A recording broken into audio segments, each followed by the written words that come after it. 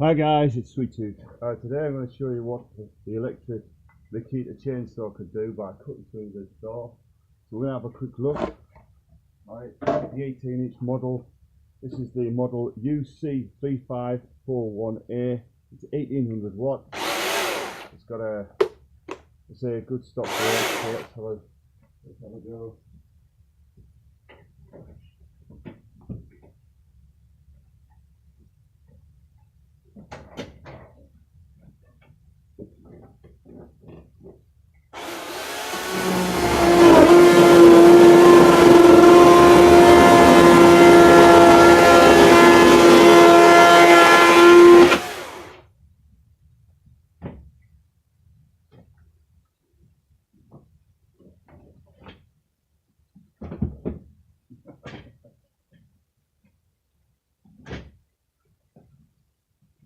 Yeah, had this chainsaw now for about 6 months. Absolutely brilliant, spot on, good, powerful, got a good lead on it, as long as you don't step on it. That's 10 metre lead, very good.